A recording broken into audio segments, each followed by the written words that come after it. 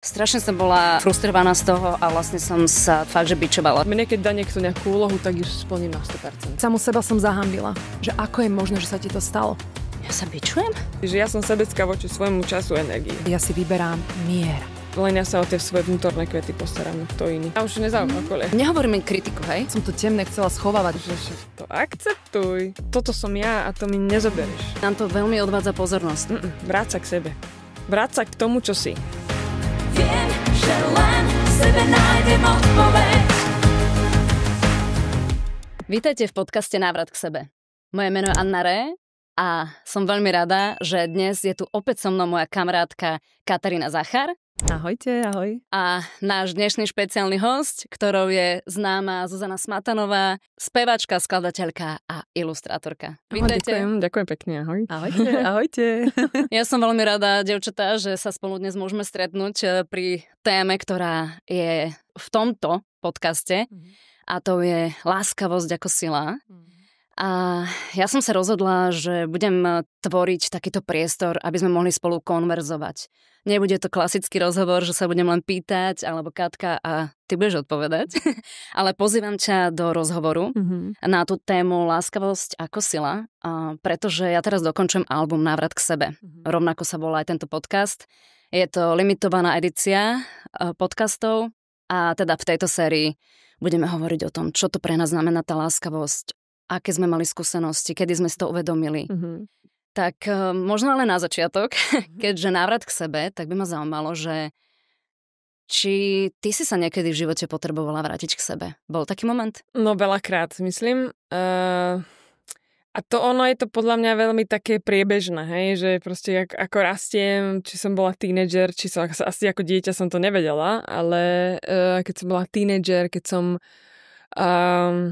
proste už začínala nejakým spôsobom kariéru, tak som sa vždy nejak musela vrátiť k sebe, lebo ono, každé nejaké životné obdobie ťa niekam zavedie a máš pocit, že OK, je to v poriadku, ale potom cítiš, že niečo nie je úplne v poriadku, tak sa tak chceš vrátiť k sebe. Takže bolo to niekoľkokrát. A myslím, že ale najviac v rámci kariéry, lebo vieš, to ty sama vieš, ako keď je človek akoby umelec a speváčka v nejakom spotlighte, tak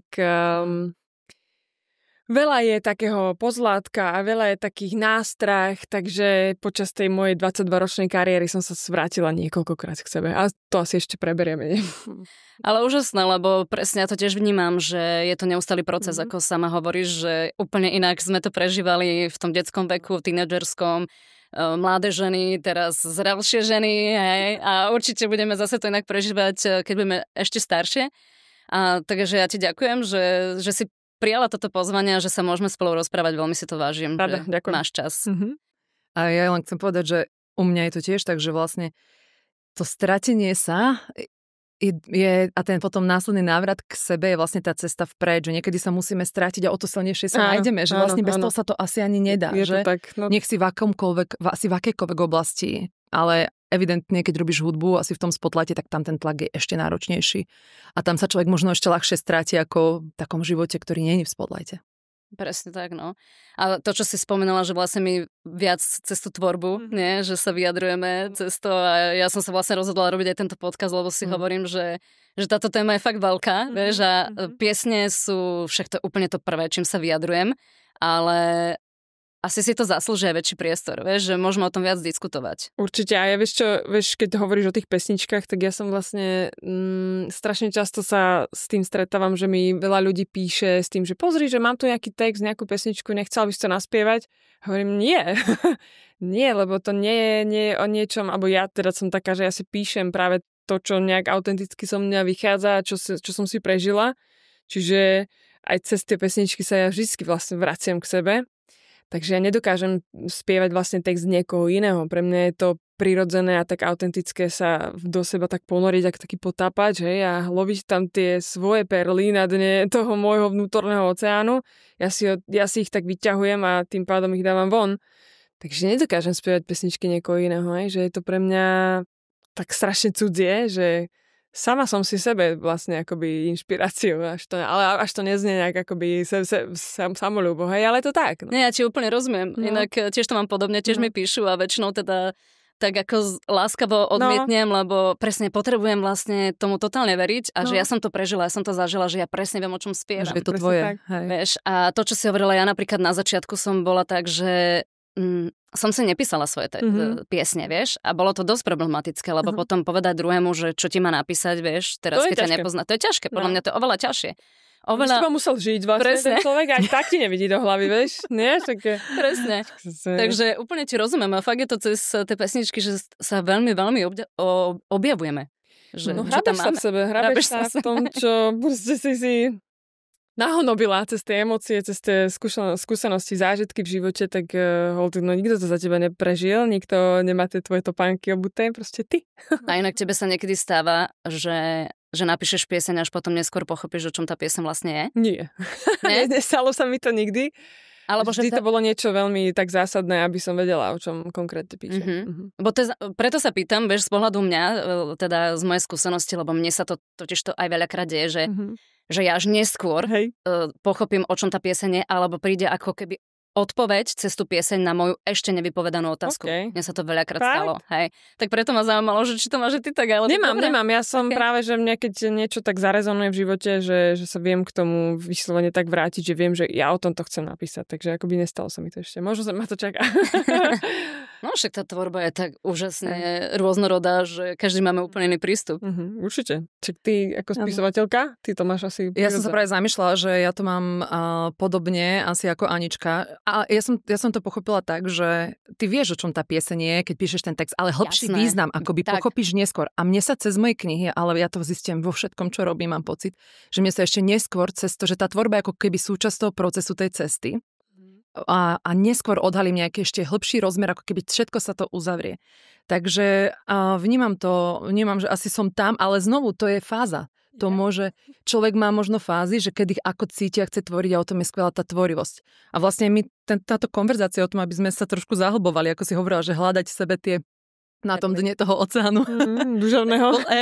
Tak podľa mňa aj toto o tom je táto konverzácia, že tiež, že chceme vlastne sa zahlbiť trochu viac a vlastne hľadať, možno otvárať tú tému a hľadať tie perly.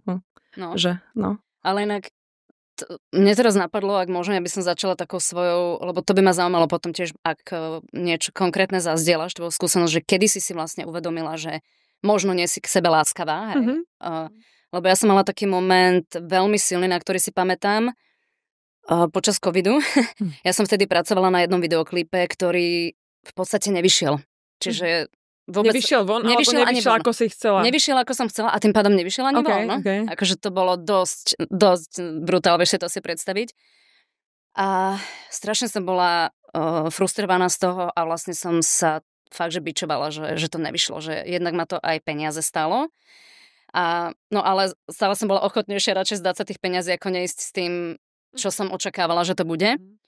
Ale vtedy zrovna v takej podobnej konverzácii, teda s jednou osobou, mi ona krásne to tak akože pomenovala, že ty sa tak bičuješ. Že prečo sa bičuješ? Máš nad sebou kto ťa bičuje, že ja sa bičujem? A potom, že fakt, kurník šopa, že ja sa bičujem. Takže to bolo pre mňa obrovské vtedy uvedomenie a ja si to pamätám, že to fakt od toho momentu som začala sa oceňovať a byť k sebe láskavejšia. Že vtedy to niekedy 2020 alebo taký nejaký rok to bol. Takže akože cesta celkom dlhá, ale že toto bol pre mňa taký fakt, že kľúčový moment, kedy som si to konečne uvedomila a začala to meniť. Ty si mala niečo podobné? Jo, ja veľmi dávno a skoro veľmi. Ako som začala vlastne tú svoju kariéru, čo som mala 18 rokov, takže ja si myslím, že nemyslím, je to určite tak, že ja som ako dieťa vyrastala, že sa vo mne začal rodiť veľký perfekcionista. A to asi samozrejme vďaka rodičom, no tak to, kto do teba zaseje, že áno, keď nie rodičia, tak a ja som to už veľakrát rozprávala, že som vlastne vyrastala na dedine a ja som s bratom sme sa veľa museli starať o statok, o záhradu a to všetko, čiže rodičia vo mne vlastne akoby, alebo do nás zasiali takú tú obrovskú zodpovednosť a cieľavedomosť a proste musí byť všetko tak, veľmi proste dobre odvedené, musia byť výsledky a nejakým spôsobom sme chceli vždy vyhovieť tým rodičom a zároveň to považujem za veľmi dôležité v živote, lebo naozaj vo mne vybudovali obrovskú cieľavedomosť a zodpovednosť, čiže mne keď dá niekto nejakú úlohu, tak ju splním na 100%, hej, ak nie na 120, takže no, ja som taká, že jednoducho, a toto ma vlastne dostalo do veľkého šialenstva a to som už niekoľkokrát samozrejme hovorila v rozhovoroch, že akoby tou kariérou som sa vlastne dopracovala až teda k totálnemu vyhoreniu a k depresii ťažkej. Ale o tom inokedy. Každopádne si myslím, že rodičia sa postarali o to, aby sa so mňa stal nejakým spôsobom perfekcionista. To znamená, že ako náhle ja som začala pracovať v showbiznise, stala sa so mňa spevačka, tak ten svoj výkon a to všetko, čo som nejakým spôsobom podávala, tak podliehalo kritike a tak ďalej. To znamená, ja sama som chcela byť lepšia. Samozrejme, ďalšia kritika, samozrejme, človek vyvíja na seba tlak obrovský a keď niečo nevíde, tak ako som si predstavovala, alebo aké bolo na tie možnosti, ktoré som vtedy ovládala, tak samozrejme začneš sa bičovať, že si mohla toto urobiť lepšie a jednoducho čiže mne to prišlo oveľa skôr, tak len ja som s tým nevedela som, čo s tým mám robiť, pretože mňa nikto neučil presne taký ten model toho správania sa k sebe, že ale veď je to v poriadku, však si len človek, že jednoducho... A kedy si tak vedela, že kedy bol ten moment, že si vedela, že ja s tým niečo chcem urobiť, pretože asi to máme v sebe a berieme to ako súčasť nás, tak to sme naučení, že my vlastne ani nevieme, že sa dá inak.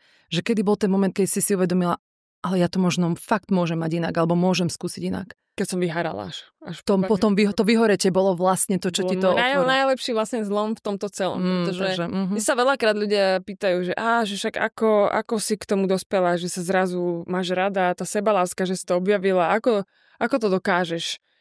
No, musíš vyhoreť.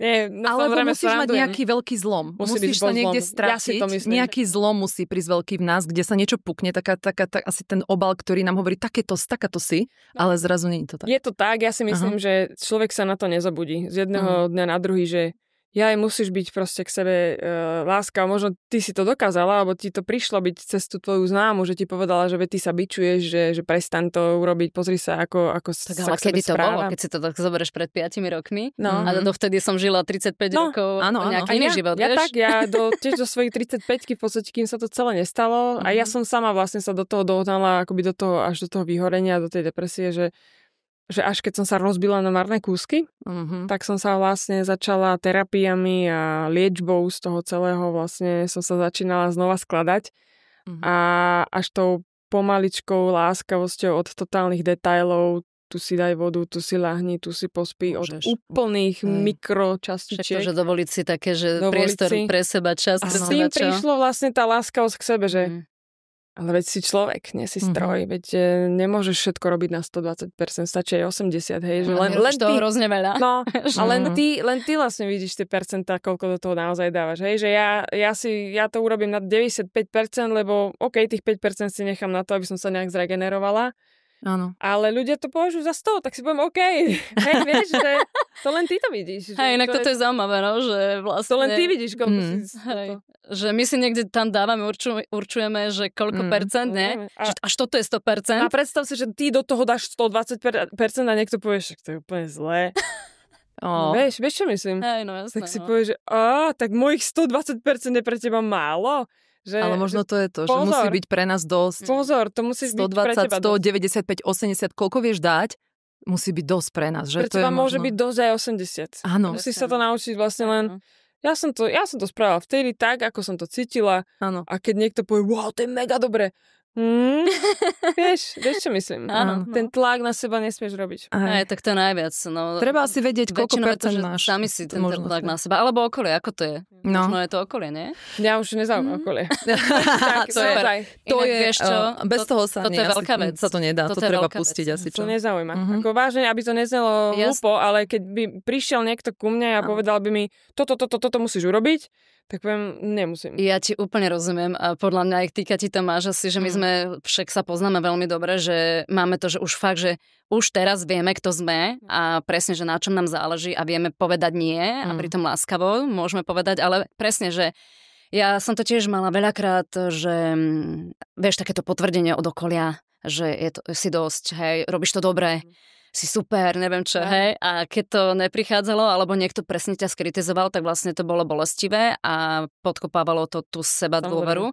Ale teraz je to jasné, že na nejakej úrovni sa ma to trošku dotkne, hej, že není to zase, nie som skala, ale už to pre mňa tak veľa neznamená, lebo ja už viem, že presne, že koľko som do toho vložila energie, času, práce a že som naozaj urobila v daný okamih to najlepšie, čo som vedela a presne možno, že o pár dní si už poviem, no, mohlo byť lepšie, ale vieš, musíš niekedy sa rozhodnúť, že stačí. Posielam tú pieseň napríklad už do éteru, hej, alebo čo. Hej. Ako pre mňa, keď vás takto počúvam, pre mňa to bolo, keďže ja robím s ľuďmi a 15 rokov som intenzívne robila s ľuďmi a pre mňa tam bolo veľmi dôležité, aby som ako keby dala vždy to najlepšie zo seba tým ľuďom. Ale to sa nedá v každom momente.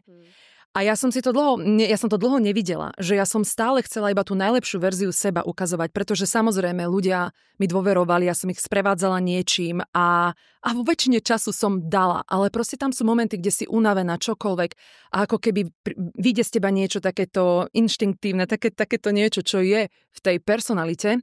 Lebo všetci máme dve strany mince, to dobré, aj to temné. Ja som to temné chcela schovávať, lebo som vlastne chcela dať zo seba to najlepšie von. A keď sa mi to nepodarilo, keď som sa ocitla v momente, kde som, ja neviem, nezvládla tú situáciu v tej komunikácii s tými ľuďmi tak, ako by som si priala, vtedy tam sa u mňa začalo, ako keby, tej som sa začala dávať dolu a ja som ešte k tomu pridala hanbu. Že samu seba som zahambila. Že ako je možné, že sa ti to stalo.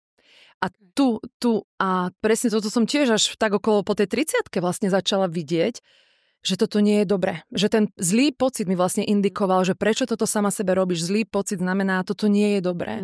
A potom som z toho teda začala, lebo až keď niečo uvidíš, až potom to vieš meniť. Až keď prejde nejaký veľký zlom, ako u teba to vyhorenie, kde sa fakt stane nejaká zásadná situácia a zrazu v nej uvidíš, tu musím niečo inak. A ja som s týmto potrebovala pracovať. U mňa sa to tu objavovalo, kde ja som potrebovala sebe dať láskavosť, že to je v poriadku.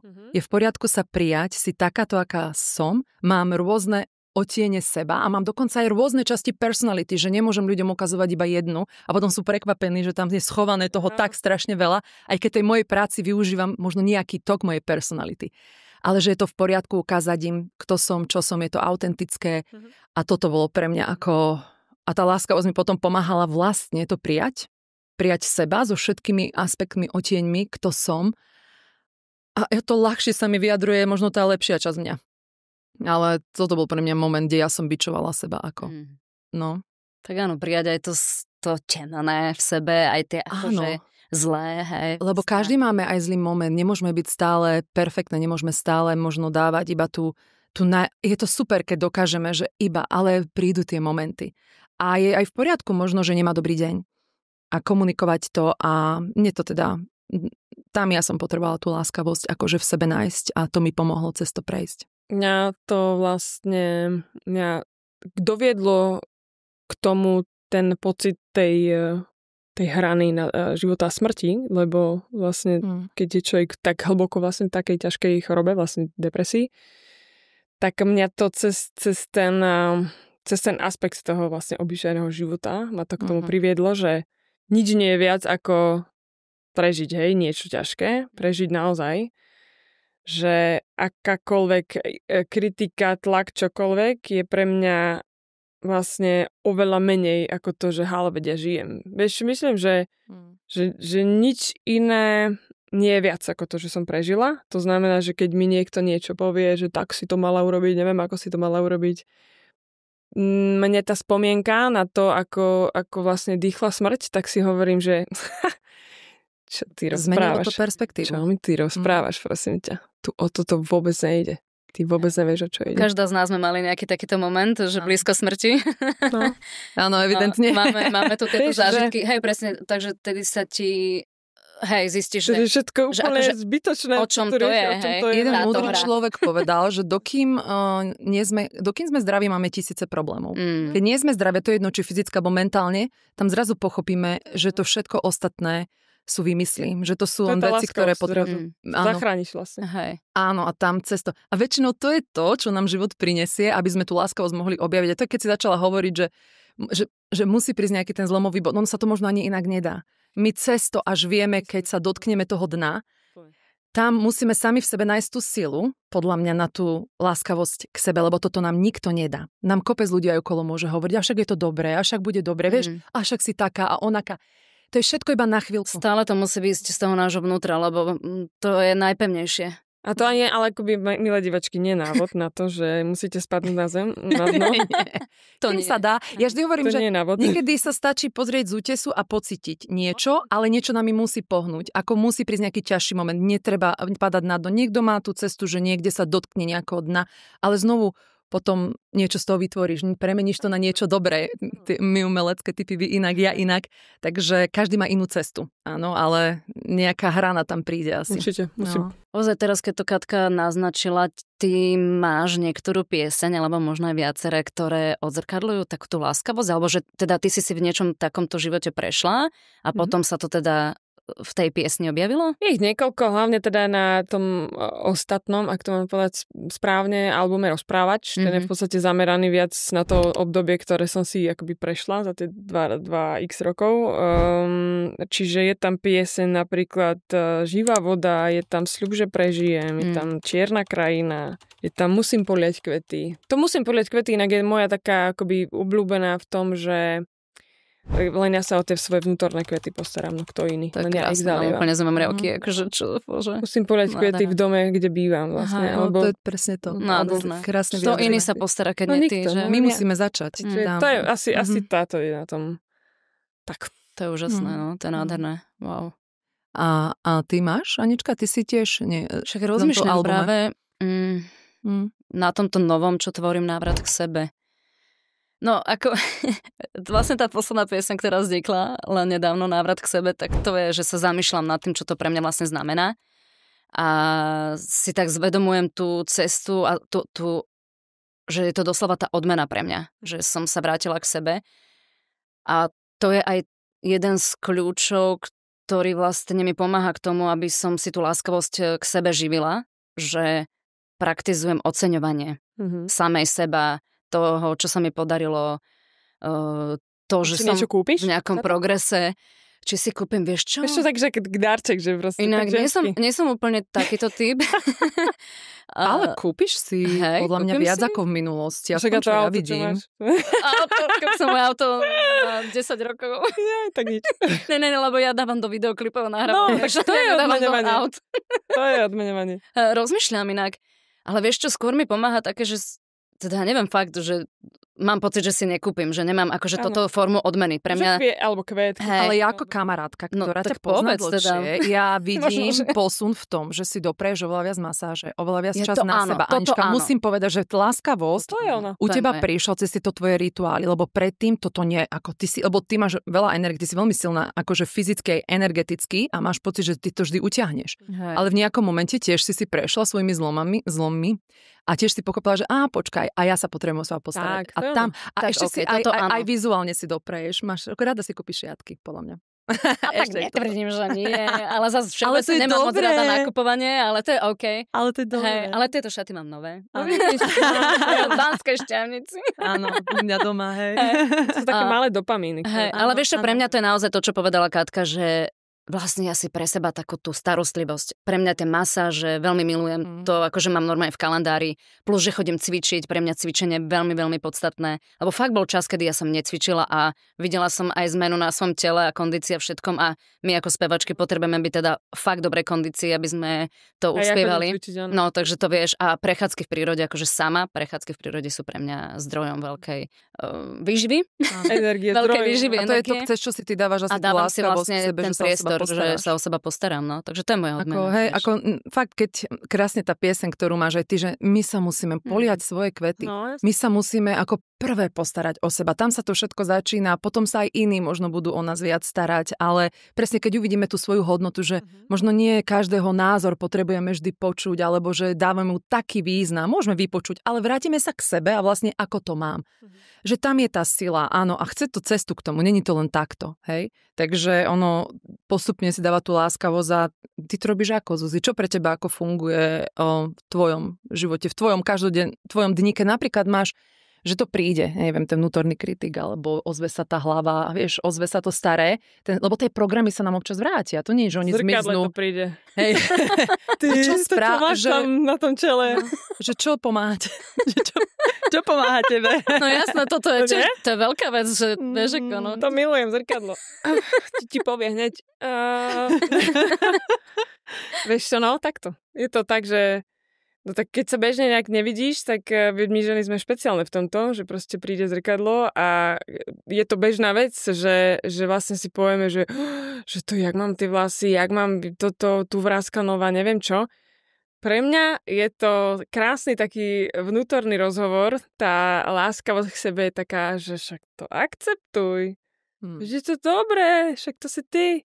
Vieš, ja som za ten čas toho liečenia vlastne aj z toho celého, ja som prešla so stovkami terapií a milión vnútorných rozhovorov a ty sa vieš bičovať, vieš za to, že tu máš nejaký šedivý vlas, tu to nevyzerám dobre, bože, to na tej fotke znova to dajte, hocičo, hej, že už to nemám.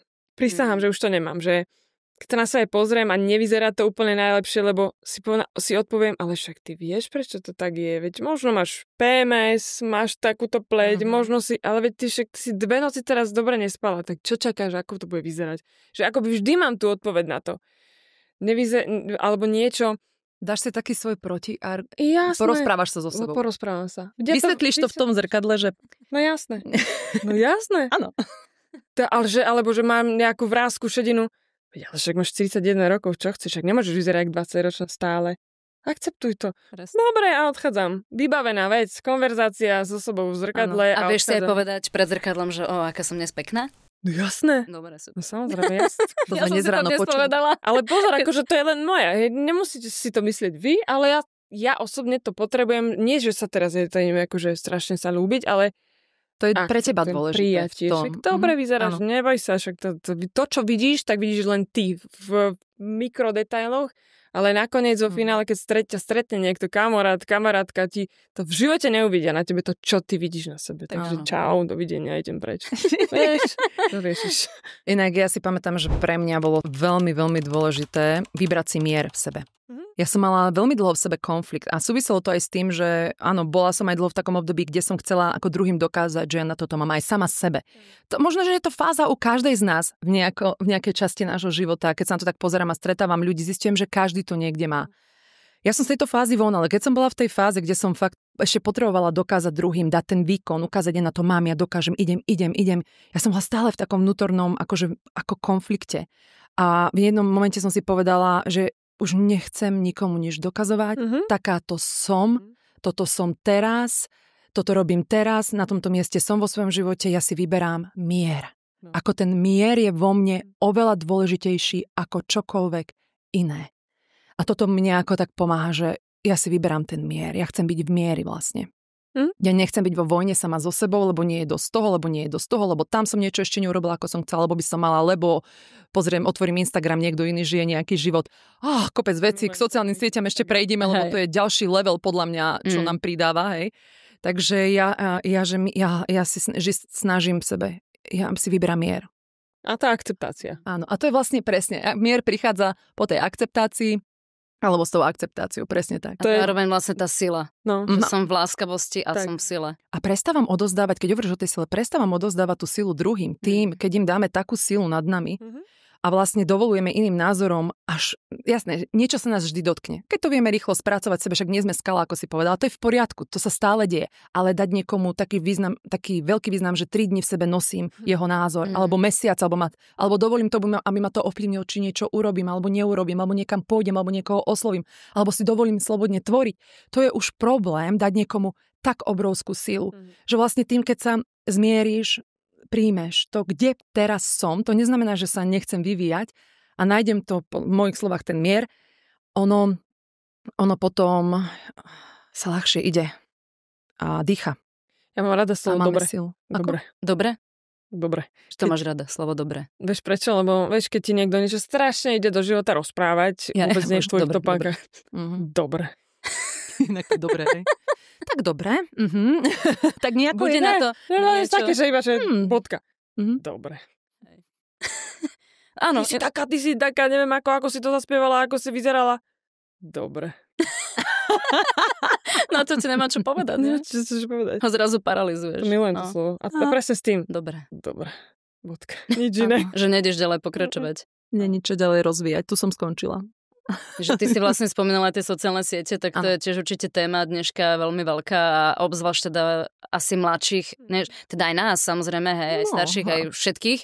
Ale podľa mňa aj nás, aby sme si to priznali aspoň v nejakej miere. Ale zase predsa len tie dievčatá, ktoré teraz vyrastajú, my sme ešte vyrastali aj bez toho. Máme inú referenciu. My si to vieme trošku inak, alebo mali sme iný základ, iný background vtedy. To je pravda.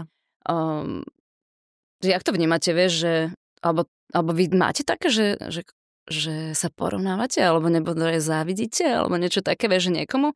Alebo prešli ste nejakú cestu? Ja nemám čo závidieť. Super. Ale vážne, lebo ja neviem, čo by som závidela niekomu inému, vedia, ja nevidím do jeho Však života. nevidíš, presne. A čomu mám závidieť? Čo má viac followerov, alebo má viac lajkov, alebo že zarába cez to? Ja neviem, ja nerozumiem tomu a práve preto hovorím, teda aj to, čo ty si povedala, ja to poviem tiež, že my máme iný background, že ja si to viem zvedomiť, že ja som vyrastala bez sociálnych sietí, však áno, čiže to prišlo, to je fenomén teraz. Čiže ja to akoby nepovažujem za niečo, čo... Mňa to neživí, takže ja sa nemusím tam prezentovať reklamami a mňa živí aj muzika a to, čo robím. Takže ja nemám čo závidieť, ja si vytváram to, čo mne je vlastné a vlastne k tomuto asi nemám nič povedať, že nezavidím, nemám prečo zavidieť, že ja čo, alebo že niekto nejako vyzerá lepšie, jak ja, ale rozmýšľam, že kde by som sa v týchto myšlienkach stratila, ale neviem sa s tom. Hej, možno, že nám pomáha fakt, že sme vyrastali mimo internetu a jednoducho máme inú referenciu na život aj bez toho, ale táto mladá generácia, sú o tom aj štúdie, aj knihy, volajú ich Anxious Generation, taká trochu nervózna generácia a jednoducho mnohé dievčatá, môžeme o tom aj hovoriť, či toto viac zasahuje ženy alebo aj mužov, alebo fakt je ten tlak na nás väčší a my sme potom oveľa väčšie sebakritičky, to ešte môžeme otvoriť kľudne, lebo niečo na tom asi bude, ale že ten tlak je tam, proste tie sociálne siete dávajú ešte väčšie, ako keby ďalšia úroveň, že klikneš, oni klikajú, cez ten svet oni bežne žijú a cez to majú pocit, že toto je to, čo niekto žije. A pritom to vôbec tak nie je, to je akože úplný, že vrchol ľadovca, alebo ľudia veľmi radi ukazujú iba tie najlepšie časti svojho života. To vôbec nie je akože skutočné, hej. Ja som minule dala, Anička, na Instagram, že som na jazere.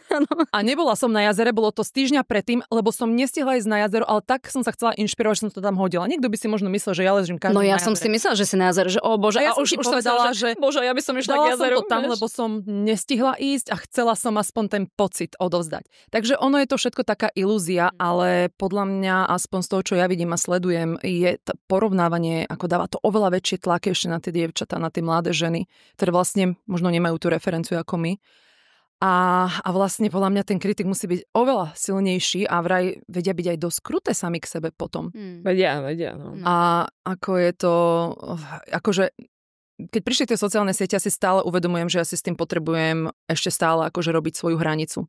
Ako doslova v sociálnych sieťach. V zmysle v tom, že v minulosti, asi rok dozadu, som sa do nich príliš tak vžila. A potom som si dala akože úplne, že detox, odpojila som sa a uvidela som si, kde mi odchádza čas, kde mi odchádza energia, kde mi odchádza kreativita, keď sa príliš sústredím a som príliš zahltená v tej platforme. Ako keby potrebujem odstup. Ale riešila si tam skôr nejaké, ako by si mohla žiť lepšie, ako žijú oni a čo robíš? Nie, je to také zvláštne. To je ako nejaká realita, ktorá ťa vtiahne. Vieš, ani si neuvedomíš, keď sa príliš do nej vložíš. A viem si predstaviť, a to ja si viem dať detox, a viem si predstaviť, že niekto, kto s tým vyrastal v tínedžerskom veku, pre nich je to proste absolútna súčasť ich života.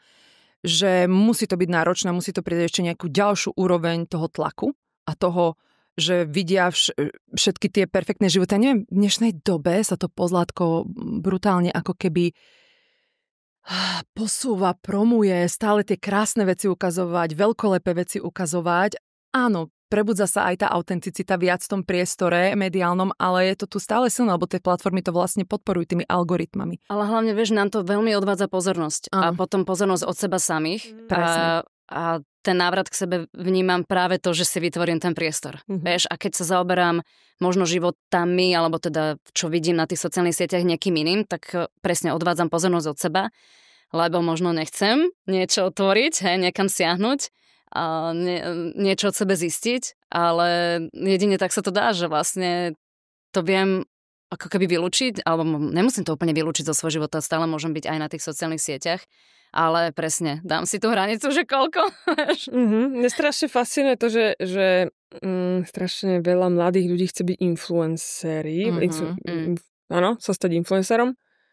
Pritom ešte si toľko málo zažili v živote, aby influencovali niečo, hej? Že tak pre mňa je influencer ten, čo nejakým spôsobom ovplyvňuje druhých alebo nejakú masu niečím, povedzme, pozitívnym, alebo tým, čo si nejak zažil a ovplyvňuje tým, že dáva nejakú osvetu alebo tak a tak ďalej. Jasne sú potom influenceri, ktorí vyslovene sú zameraní na nejaké produkty a skúšajú, testujú, neviem čo. Ale že proste ako keby to bola taká životná meta, ja sa chcem stať influencerom. A potom sa do toho až tak zahobia, že vlastne aj sa snažia možno prezentovať ten svoj ideálny život, ktorý tam nejakým spôsobom zobrazujú. Až tak sa do toho zamotajú, lebo si myslia, že áno, že toto je ten môj ideálny svet a potom príde veľká úzkosť z toho, že dneska musím niečo naplniť, musím dať nejaký status, musím sa urobiť do svojej prirodzenej instagramovej polohy, ale vnútri sú úplne prázdni a vôbec nemajú vlastne čo dať. A toto to mňa extrémne akoby fascinuje. Toto je tá ilúzia tých sociálnych sietí, že presne, že oni asi vidia, myslia, že toto je ten super život. Takto ja získam super život a pritom je to ilúzia, je to malá odrobinka toho, čo reálne žijú tí ľudia. A vlastne v tom sa oni potom strácajú, že viac pozornosti venuješ sociálnym sieťam, to ako vyzerá, to, že akú ilúziu, a či som ja tam a to porovnávanie tam prirodzene, a menej buduješ vlastne realitu a svoj reálny život a svoju reálnu hodnotu. No lebo to vlastne vidíš za tým tú vidinu toho vlastne zisku, lebo ťa osloví nejaká firma, tým pádom si dáš za to zaplatiť, lebo však chceš byť influencer, takže vidina vlastne tých peňazí alebo toho úspechu je silnejšie ako to, že vlastne ten content má byť naozaj ten prirodzený a ten Áno, alebo aj ešte mám pocit, že ľudia za tým vidia, že to je ľahšie sa takto dostať k úspechu. Mám pocit, že myslí si, že to je skrátka. No ale my vieme, že čo to znamená, ne? Že mať nejaký úspech, alebo že koľko je za tým práce a že to je driny, cvičenia na nástrojoch, ne? Rozvíjanie a tak ďalej. Vieš, že nič nepríde tak rýchlo. Presne, a ľudia tak prichádzajú o nejakú dôstojnosť veľakrát. Fakt, že tam robia také blbosti, že až si hovorím, že fakt, či toto za to stojí, že veď si prišiel úplne a prišla úplne o dôstojnosť, že všetko, čo vlastne by si asi mohla mať, nie? A za vidinou tých followerov a toho úspechu, že sú ľudia ochotní to obetovať. No? Áno. Ako treba sa vrátiť do tej reality a fakt budovať si niečo reálne, uchopiteľné v živote, rozvíjať talenty svoje, hodnotu. Ono potom ten priestor sa dá v tých sociálnych sieťach použiť na to, keď toto je to, kto som, čo mám, toto rozvíjam a ukážem to. Akože fakt budovať niečo pevné. Lebo podľa mňa to prináša potom aj balans do tých sociálnych sietí. Máš svoj život, máš svoje veci a áno, potom sa môžeš aj vojsť, ale chápeš, že toto je rozdiel, tento svet je rozdielný s tým, čo žijem. A cez tie sociálne siete sme strašne dostupní, hej? Že má človek pocit, že môže ti napísať hocičo a keď nereaguješ hneď, no tak ako by halo, hej? Že prečo nereaguješ, prečo nie si dostupný, keď som ťa hneď oslovil?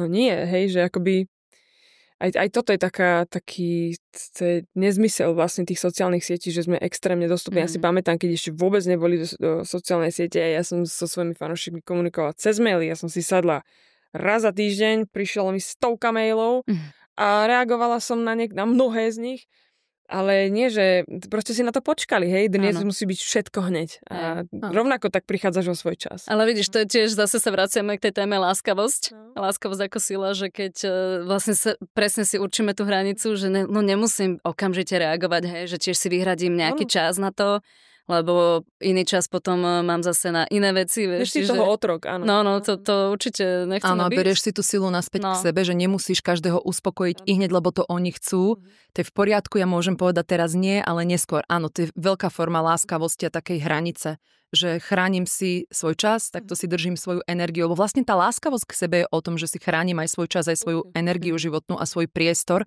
a nie som takto na roztrhanie podľa toho, kto si chce čo zobrať. Tak. Hej. Kto chce kus so mňa, lebo to je crazy v dnešnej dobe vlastne. Presne, každý ťa vie hoci kde dostihnúť a ty len, aby si celý deň akože reagovala na niekoho, tak sa nedá žiť svoj život. Nedá. Ty musíš sa rozhodnúť, čo idem robiť a kedy na čo budem reagovať a na to človek musí nájsť nejakú tú silu, láskavosť a tak toto mám. A je to v poriadku, nech sa kto hnevá, čo si kto myslí, čo chce. Je to taká istá forma, akoby, ako som to chcela povedať, takej To je dobre slovo, nechcel som povedať, že egoizmu, ale takej to sebeckosti. Ale taká dobrá forma sebeckosti, že ja som sebecká voči svojmu času, energii. Je to tak. Áno. Áno. No lebo vážiš si ju. Lebo naozaj to, čo máme na tomto svete k dispozícii je vlastne len čas a energia. A do čoho to chceme investovať? Komu chcem investovať tieto zdroje? A máme podľa mňa na to úplné právo. Aj to, že tu vôbec niektorí ľudia volajú, že si sebecká. To je už forma manipulácie. To je forma toho, že ťa chcú zatlačiť niekde, kde oni by ťa chceli mať a ty nevyhovuješ. Dobre. Áno, dobre. Áno, každý si vidíš, to je super návod vlastne na to, že nájdi si svoje slovo, že áno, ja niekedy zvyknem, že zaujímavé. Teraz mi napadlo, že aké slovo mám ja, keď chcem takto akože uzavrieť toto tu, že to je tvoje, fajn, počula som, toto je moje. Áno. Zaujímavé. A to si poviem aj sama v sebe. Ty máš nejaké slovo? Však rozmýšľam, či mám slovo. Ja som v tomto asi taká, že ja vlastne nereagujem. Áno, ty tak zostaneš úplne... Áno, ja nereagujem. To je tiež spôsob. Ja, keď nechcem rozvíjať ďalej tému, tak jednoducho nereagujem. Hej. Pasív, agresív. Alebo akože dosť som dobrá v tom, že viem zrazu akože premostiť na inú tému. Vieš? No, takže ja to mám asi tak. Nemám také, že slovo. Ale ja som nad tým zamýšľala, že prečo vlastne, lebo toto je veľká téma, láskavosť ako sila, sebaláska vlastne k sebe, kde si určíme tie hranice, kde vlastne stojíme v tej našej sile a toto všetko, o čom tu hovoríme, že prečo sa vlastne my to toľko musíme stále riešiť, že sa k tomu vlastne, že sa to musíme doslova nejako naučiť, alebo čo, že kde je pôvod tohto všetkého, že my vlastne to nemáme. Že prečo je toto taká téma? Kde je to podľa vás? Ty si to už spomenula, že ty sa to naučila niekde v rodine tou výchovou a tým prostredím, že ako, Anička, ako to máš ty, alebo ak chcete to doplniť, lebo odkiaľ to je? Prečo sa to akože musíme tak krvopotne učiť? Ako takúto tak ono to tiež, ja som mala tiež otca, ktorý ma dosť, akože bol veľký kritik, hej, lebo na seba bol, ale ja to teraz chápem celé, hej, že čo bolo za tým. Lebo na ňo boli. On bol na seba, vieš, tiež chcel od seba naozaj veľa, chcel určité veci dosiahnuť, mal tiež predstavu kedy, ako a tak ďalej a keď sa nedarilo, tak samozrejme, že to nejako ventiloval a teda nebolo to vždy najlepším spôsobom. Čiže ja si osobne myslím, že veľa to bolo ako keby z toho prostredia, z toho okolia a potom to nejako tak prevezmeme, lebo lebo samozrejme v tom určitom detskom, tínedžerskom veku, tak však veríme tým ľuďom okolo, hej, formujeme sa. Programiky, hej, všetko sa načítava. Ale úžasné, že máme tú schopnosť a možnosť to vlastne preprogramovať. Len teda chce to prácičku, ale je to možné, takže... Sú ľudia, ktorí sa tým dokonca ani nezaoberajú, si predstav. Áno, sú. Viem si to predstaviť. O čom hovoríš? Poznám takých ľudí. Že nemám jaká seba, však ja sa milujem, hej, že ale či to je tá správna forma, to neviem. Lebo to ego je tak silné, že si povieš, že ja nemám žiaden problém, ale pritom vo vnútri niekde tkvie ten problém. Ale chápem, že ale sú naozaj ľudia, ktorí sa tým absolútne nezaoberajú. Áno. Väčšinou sa tým zaoberajú samozrejme ľudia, ktorí narazia na niečo. Že už začnú cítiť oslabenie tela, mysle a vtedy nastane, že bože, ja musím niečo vyriešiť v sebe, neviem čo. No. A niektorí to potrebujú ešte opakovanie, vieš? Áno. Nie vždy. Niekedy iba prvý level. Áno. Niekedy druhý, niekedy tretí. Sú ľudia viac takí, že viac rácio, hej, že oni vôbec neriešia nejakú emocionálnu stránku tela, hej, že človeka, že fakt sú totál pragmatickí ľudia. Môj brat je taký, že on, čo riešiš? Aj môj brat. Čo riešiš? Tvoj brat? Aj môj. Čo riešiš? Máme takých spoločné. bratov, proste, on je teraz starší a on je taká ryba, proste. Inak aj môj brat je ryby. No, vidíš? Je to možné? Môj brat nie je ryba. On vôbec takéto veci, že ona akoby ani nie je umelec, hej, že keby som od neho chcela, aby napísal pesničku alebo niečo nakreslil, no go, akože nič. Jasné, hej. Takže hold, tak sme sa narodili, on je taký, ja som viac taká emócia a také sentiment, takže on napríklad by vôbec nevedel, čo sa my tu bavíme. Jasné, akože je to, však preto si väčšinou zatiaľ teda mám tak v hlave ženy, ktoré si idem pozvať do tohto podcastu. Áno. Asi každý úplne iný. Hej, sú veľmi citliví. A možno, že to nejako súvisí s tou vnútornou tvorivosťou, ale nechcem generalizovať, lebo ja som robila naozaj so stovkami ľudí a rôzni ľudia prechádzajú touto cestou v rôznych fázach svojho života. Niektorí tam ešte nie sú. Príde na áno. A možno, že pre niektorých nie, lebo proste tá cesta toho vývoja a to, čo si majú zažiť, je iné. Ale podľa mňa tvorivé typy a umelci bez toho nevedia podľa mňa prehlbovať svoju tvorivosť nejakým spôsobom. Ja mám taký pocit, že neviem, či to je vôbec možné. My veľa potrebujeme reálne zažiť, áno, aby sme potom vedeli o tom. Aj pochopiť do hĺbky veci, aby sa dalo o tom tvoriť, či už piesne skladať, písať, ilustrovať a rôznymi spôsobmi sa ako vyjadrovať. Hej? No a Zuzi, ty si ešte spomínala, že teda ty pred tým zrkadlom máš, že vieš túto konverzáciu a máš ešte niečo, že čo ti pomáha možno, že takú prevenciu mať, hej? Že voči tej seba kritike a vieš, alebo nejaké nástroje, že aby sme povedali niečo také, čím možno inšpirujeme ostatných, čo nás počúvajú, pozerajú. Vieš čo, prevencia je môj zážitok z toho, čo sa mi vlastne prihodilo. Čiže už to akoby už mám taký silný program toho, alebo takú pamäťovú stopu, ako mi bolo, že už neviem byť k sebe taká zlá. Prepísalo sa to proste. Totálne sa to prepísalo. Že ja som prešla fakt stovkami terapií, strašne veľa regresných, hociakých. Čiže ja normálne, že ja si až teraz, ja si neviem ani vybaviť, že ako veľmi zlá som k sebe bola, lebo bola som.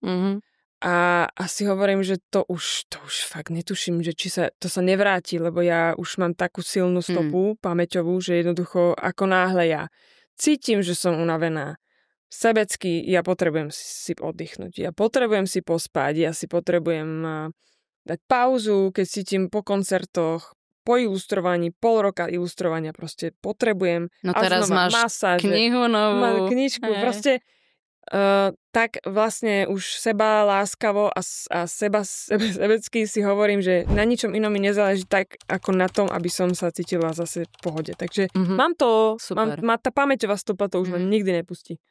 Ale inak tiež to chápem, lebo ja tiež mám pocit, že ako keby už pod nejaký level akože nejdem, lebo už som prekonala nejaké levely a že presne tiež je u mňa taká tá pamäťová stopa veľmi silná. A že to jednoducho už nechceš. Akože nechceš sa vrátiť do toho. A čo konkrétne také robíš, Aničko? Čo pre teba funguje? No mne funguje už to, čo som spomínala, to oceňovanie, že ja to fakt, že praktizujem, hej, že a odmeňovanie sa. Hej, ty masáž a toto. A ako ty praktizuješ oceňovanie? Lebo ja ho tiež praktizujem. Čo to pre teba znamená v praxi reálne? Ako sa akože oceníš? Ako, kedy a ako? To je tá prevencia, alebo... To je aj prevencia, aj možno keď niečo akože príde, hej, že nejaké zapochybovanie alebo niečo.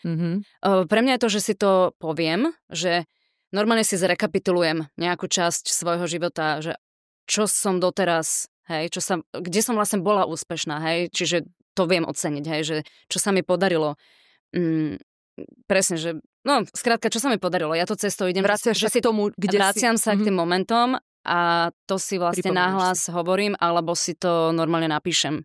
Že cez tie momenty, že si, lebo zrazu zistím, že toho je oveľa viac, ako som si možno myslela, vieš, že naozaj, že tak veľa sa za ten život podarilo, mnohé áno, nepodarilo, hej, ale zase mnohé podarilo, čiže upriamujem pozornosť na to, no, však jasné. Lebo veľakrát vidíme to, čo úplne smerujeme tú pozornosť do toho čierneho bodu, niečo, čo sa nepodarilo a unikne nám veľakrát to všetko dobré, čo zažívame vlastne každý deň. Presne, vieš, na to sa chcem sústrediť. Lebo áno. Lebo ja to mám tak, že keď idem večer spať, ja mám takú svoju techniku, ja si prejdem alebo zapíšem, podľa toho, ako sa mi kedy chce, ale snažím sa aj zapisovať, kde oceňujem všetko za ten deň, čo som vykonala. Napríklad sa ocením aj za to, keď som mala ťažký deň, že som dala tú námahu, že som chcela dať the best.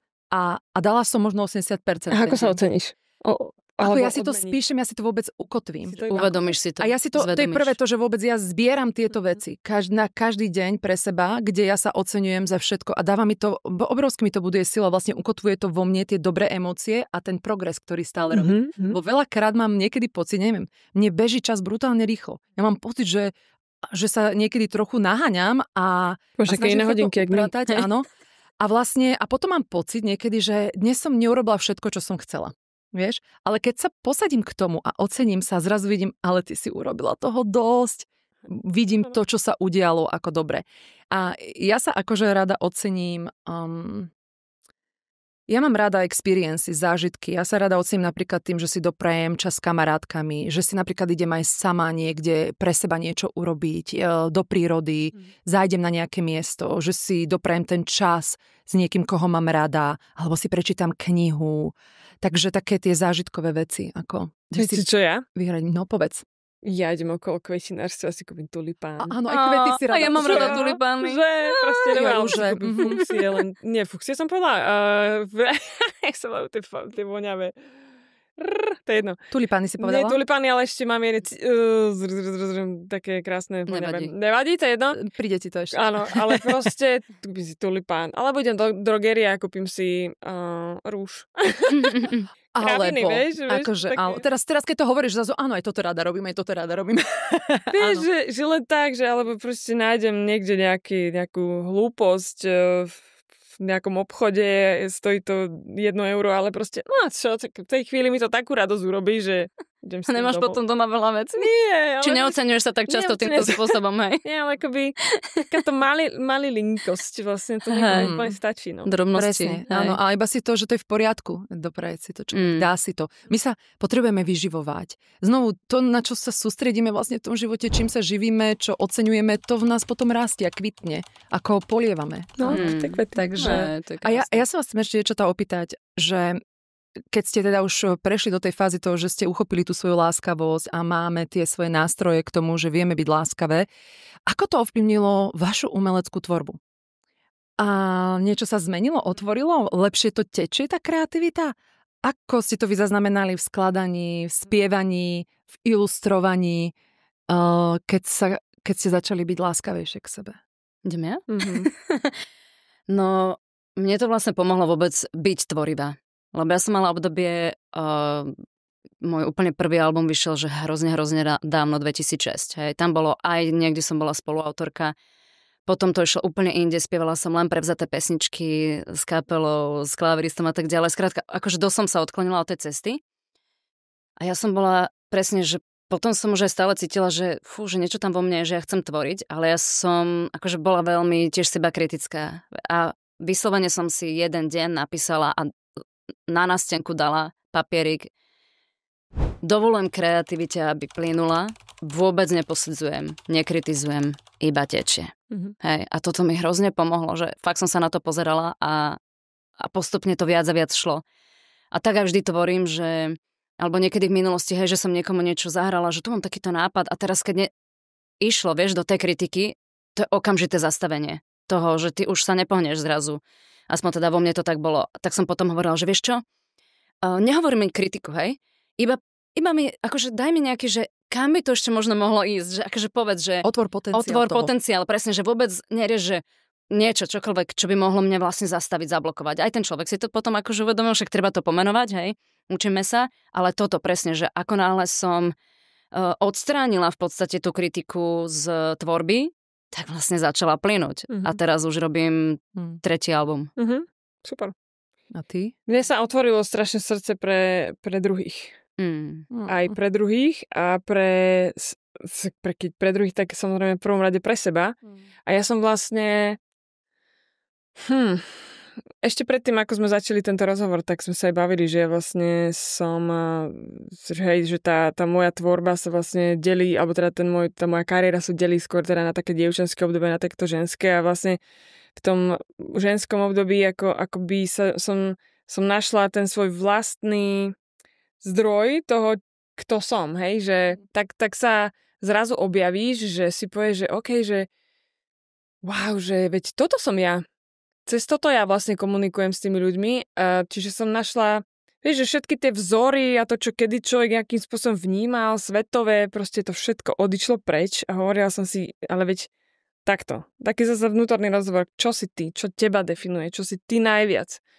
A toto vlastne ma strašne k tomu, teda tá láskavosť a to všetko mi vlastne začala presne tvoriť tú kreativitu, že veď ja mám brutálne veľa nápadov, takých vlastných, že nechám ich plynúť. Proste presne otvoriť tú hlavu tej kreativite, zrazu sa mi otvorili oči, uši a povedala som si, že idem tvoriť vlastne fakt to brutálne za seba, že to čo najviac cítim, že nech aj ktokoľvek prišiel a povedal, že to je zle, tak poviem, dobre.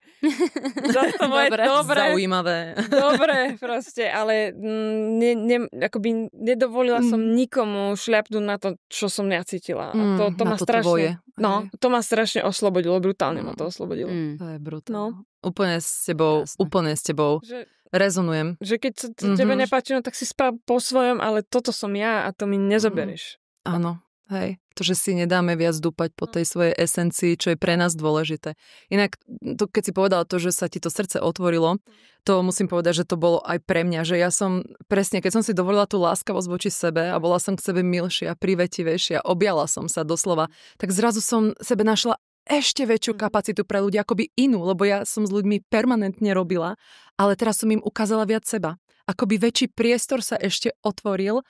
A empatia, brutálna. Áno, a empatia, súcit a vlastne všetko sa, ako keby tá kapacita toho potenciálu, toho srdca sa otvorila.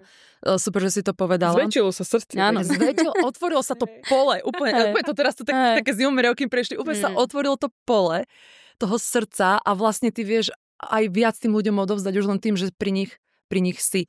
A tiež aj to, čo si povedala, že ochraniť si to svoje. Vlastne presne v tej minulosti veľakrát to bolo také u mňa niekedy hnané, že aj preto, lebo ja som aj veľmi mladá prišla k určitým veciam, ktoré neboli vtedy očakávané v takom veku. Ja som vydala svoju prvú knihu 27, ako je možné, že si takú knihu vydala. Veľa som mala takýchto, ja som sa s týmto stretávala, aj keď ja som to nikdy neriešila. Ja som si išla svoje, ale niekde je to v tebe. A jasne, niekde som sa snažila akože dokázať aj sebe, že toto všetko ja obsiahnem. A vlastne niekedy mi to ako bránilo si to užiť, doslova. A teraz vy to máte možno v tej vašej kreativite, ale u mňa je to tiež také, že som slobodná v tom, že ja vlastne chcem iba tvoriť. Je mi jedno, či to úspeje, neúspeje, alebo jasné, to nie je to najpodstatnejšie, ale to, že ja si to dovolím do toho vstúpiť plne, objať to, čo zo mňa chce ísť von, čo sa chce ukázať. Niektoré veci sa ukážu iba pre ten tvorivý proces a odídu si a niektoré sa vyvinú. A tam tá sloboda. No, to je dôležité veľmi. No. To je pekné, nie? To by sme mohli aj pomaly. Áno, mohli, hej, presne.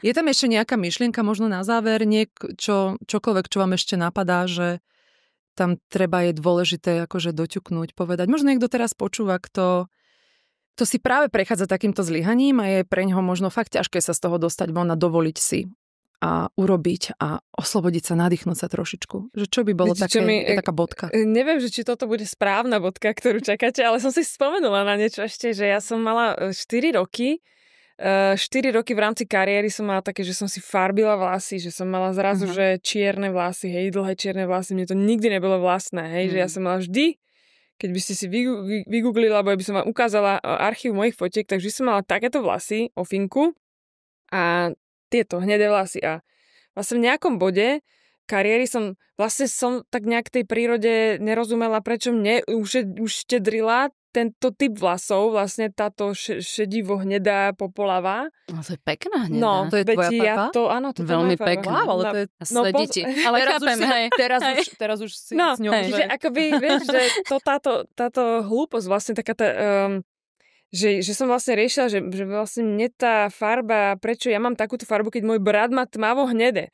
Tak ja som si povedala, že nie, tá príroda to nevie, tak ja som si prefarbila vlasy na také tmavo, čierne až skoro a nechala som si ich narazdiť akoby dlhé, čo takisto moja prírodzená nejaká vlasová kvalita nedovoluje.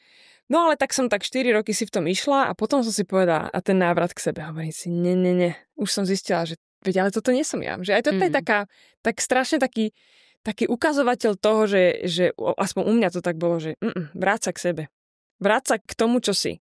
Čiže ja som chodila potom ku kaderníkovi, vyprali sme tú čiernu, na niekoľko bola oranžovo-žltá, počúvajte, to je neuveriteľné, čo všetko leze z tej hlavy, keď sa perie farba. Takže chodila som po ulici s oranžovo-žltými vlasami a potom sa to začalo samozrejme vyrastať a toto je už teda moja originálna, nefarbím si vlastne nijak. Ale vlastne som si hovorila, až tak mi tie vlasy poďakovali. Cez takúto málo, že wow, ďakujeme ti, že už nás nerobíš niečo, čo nie si.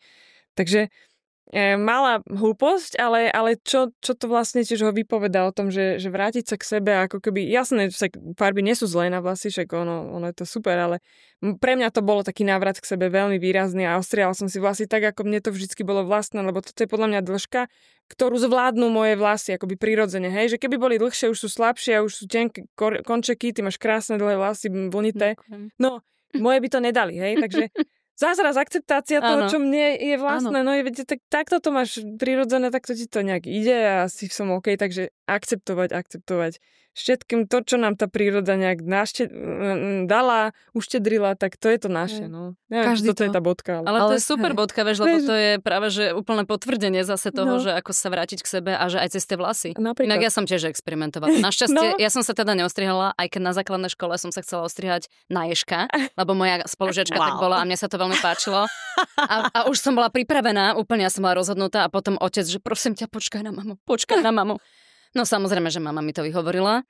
Takže dĺžka je v podstate celý život dlhá a občas teda trošku kratšia, ale farby som aj ja striedala. Červená až blond, no akože tiež to bolo teda príšerné podľa mňa, vieš, ale hľadaš sa zase aj v nejakom období, čiže aj s týmto súviselo. Ono to pekne symbolizuje, že sa aj vnútri hľadáš vlastne a tie vlasy to reflektujú a tiež som každý sa to máme k svojej inak. Toto je tiež také perfektné, že každý to máme úplne inak a je to absolútne OK, maj to tak, ako to máš, pochop, ako to máš, za tým si stoj, vyvíjaj sa a vedľa to môže mať úplne inak. Ty to môžeme a môžeme tu všetky byť a byť vedľa seba úplne, že good. Jasne. Lebo je tu miesto vlastne pre každú presne tak, ako je. Nikto nikomu nič nekradneme, nikomu nič není menej. Je tu vlastne obrovský priestor pre každého. Presne. Takže Amen. A oprime sa o seba. Nájdeme v sebe tú silu. To želáme každému, lebo tá láskavosť, je to postupný proces a tak nech to každý nejako v sebe nájde tú svoju formu, ktorú potrebuje. Tak ja vám ďakujem, dievčatá, ženy, že sme spolu takto konverzovali. Bolo to veľmi príjemné. Ešte raz veľmi pekne ďakujem, Zuzka, že si našla čas, veľmi si to cením. Že sme sa dovtedy nepoznali osobne, takže veľmi som ťa rada spoznala. A Kátke ďakujem tiež, že to so mnou tu vedie. Ďakujem, tiež som ťa rada osobne spoznala. A teda verím, že pre vás bude tento podcast tiež inšpiráciou a tiež nám pozdieľajte do komentárov, do e-mailu napíšte kdekoľvek, ako sa vám páčila táto epizóda a možno, čo by ste chceli počuť a možno, že to potom ešte otvoríme aj niekde inde. Takže sme zvedaví. Tešíme sa na vás opäť o týždeň. Ďakujeme. Ahoj.